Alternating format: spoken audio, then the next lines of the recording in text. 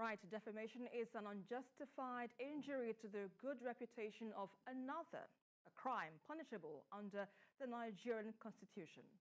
It is therefore no surprise that Justice Yusuf Halilu of the High Court in Abuja awarded 100 million naira damages against the News Agency of Nigeria for publishing libelous news story against Prophet Emmanuel Omale of the Divine Hand of God Prophetic Ministries, Abuja.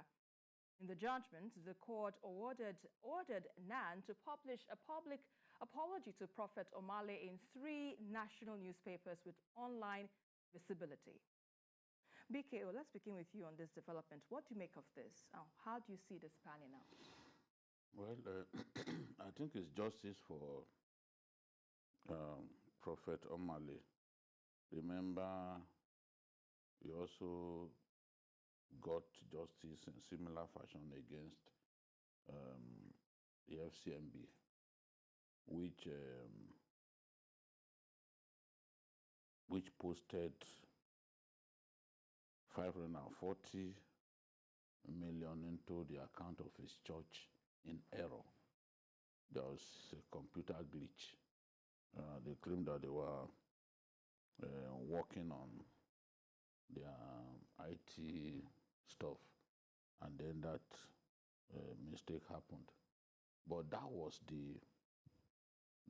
all that a government agency needed to alert the presidency and all who cared, all other stakeholders, that Magu's best friend has had this kind of money posted into his account. Oh, he's the one that launders money for Magu and all that nonsense. At that time, when some of us said, look, it's not possible for Magu to steal money the way they are saying it, they thought we were fools. Some of my friends, my best friends, called me and said, stop defending this man. Oh, no Nigerian can be trusted. Oh, absolute rubbish. There are Nigerians who can be trusted in any situation to never collect bribe. There are Nigerians that in any situation, you can't get them to go against their conscience. They would rather invite God to take their lives. It's not everybody that is corrupt. The people who are corrupt and who can hardly get by without demonstrating their corrupt disposition believe that every Nigerian is corrupt. This is a lie from the pit of hell. It's not every Nigerian that is corrupt. So when Magu was accused, this is his friend and spiritual mentor.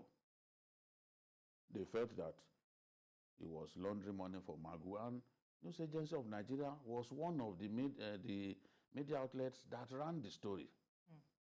And of course, this man went to court and he won.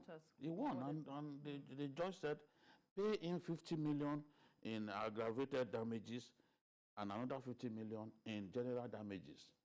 What we know is that in the end, they will start begging this, but you've damaged somebody's name.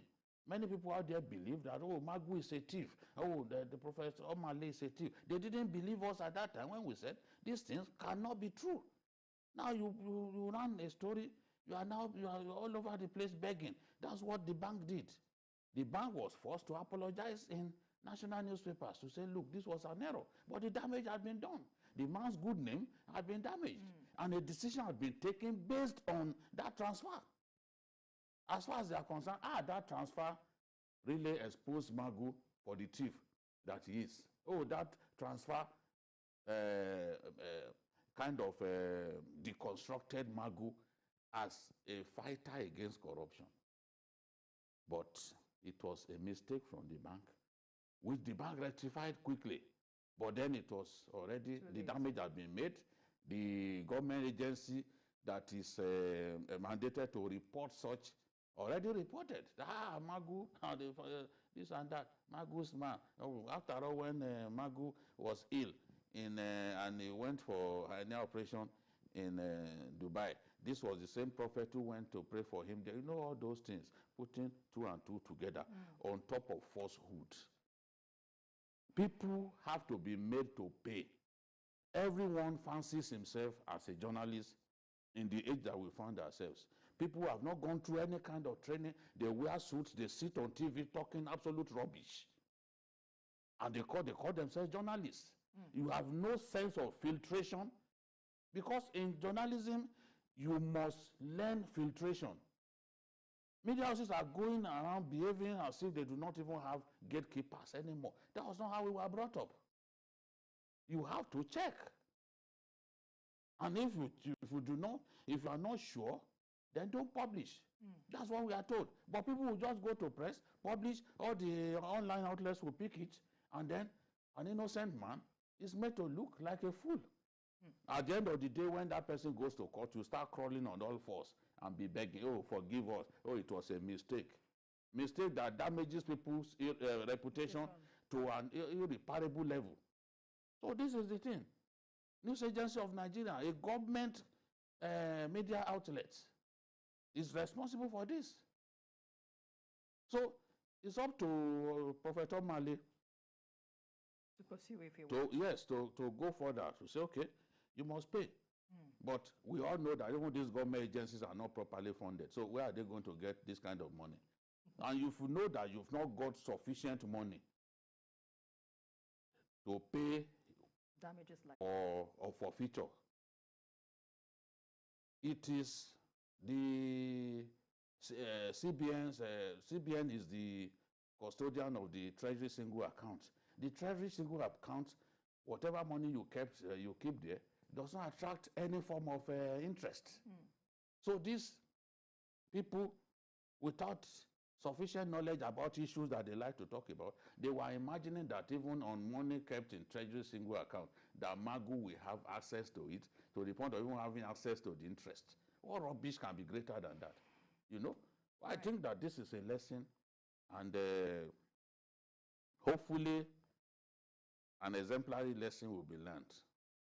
Because to fork out such an amount, 100 million for a misdemeanor in these difficult times, even a bandit who has access to funds that they did not work for, in the real sense of the word, will not find it easy to give out such such a huge sum of money. All right, Deji, let me get your points on this issue. You know, from what DJ had pointed out, when in doubt, leave out. So the media themselves, the media professionals themselves, they didn't do due diligence, if I would say, you know, in carrying out such report. But what is expected of journalists or media houses whenever they want to tell such stories like this? What are the rules that they should follow so they do not fall prey to issues of defamation and the likes? Well, let me start by saying that if we want to be sincere with ourselves, the issue of media trial has gained unacceptable prominence. And mainly the culprits are government officials themselves in many cases. And you see, you find out a situation where government officials themselves come out to tell you certain things, and the media also go to town with them. For example, in this case, it is a government agency, NFU, that stated that it conducted an investigation and found this money in the account of the prophet. And ordinarily, news coming from non-government agencies should be credible under a normal circumstance. Right. So for a media house to rely on such information, we cannot say, you know, that the media house has done anything wrong. Okay. Unfortunately, because of the level of media trial that we now find taking place in our system, that is why media houses would need to do fact checking. And in this case, they could have gone to FCMB. Right. Their business reporter could have approached FCMB to just find out what happened and all of that. That simple check will have prevented this kind of heavy fine for NAN, and it will have excused the agency. However, I also want to take a lesson from this. the fact that the prophets could go to court and get justice. Because what we find out is that in many cases when this media trial goes on, maybe because the people that are being tried have also dipped their own hands in different kinds of deaths, they also do not pursue issues to conclusive end. Yeah, so in this case, I laud the prophet for going to court because he's sure of himself. And I also appreciate the fact that he did not only get compensated from NAN, but equally from FCMB that had admitted to the error.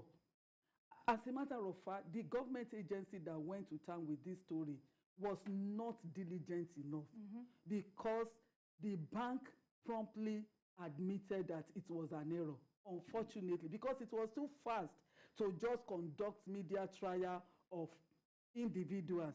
That was why we are in this kind of situation.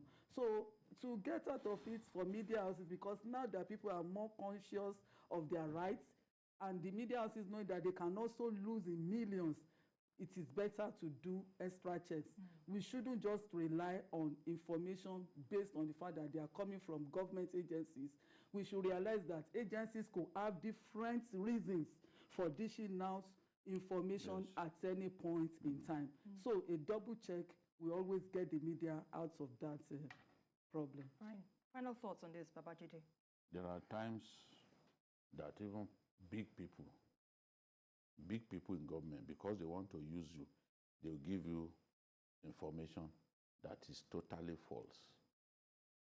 People that you've trusted over the years, you then hear, no, I trust this person, cannot lie to me. Or people, but he has his agenda. You are not aware of his agenda. So you should still do your own checks. You should not be in a rush to just send stories. You know that even Femi Falana was accused of, in this matter. They quickly dropped the story when Falana threatened court action. Falana is not the sort of person that you accuse of what he didn't do, and he will allow you to get away with it. They quickly dropped the story. Because they probably got in touch with him to get his own opinion. No, he saw they didn't go for his opinion. He saw it and he wrote them. Then you said, okay, I'm going to call. They quickly dropped it. These people are not patient anymore. To even go and ask you, they are not patient. They just want to put it there. Everybody is struggling for hits and all that. It's just the same way that you see people strip themselves totally naked because they want views and all that. I mean, it's a crazy world that we find ourselves.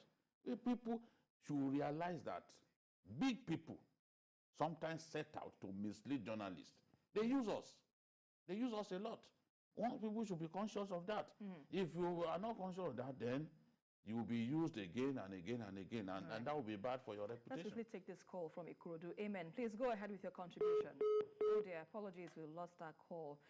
Well, that's as much you can take on this very topic we've been discussing. Let's quickly move on to our next issue, where for a long time now, the Benin Gwari area of Kaduna State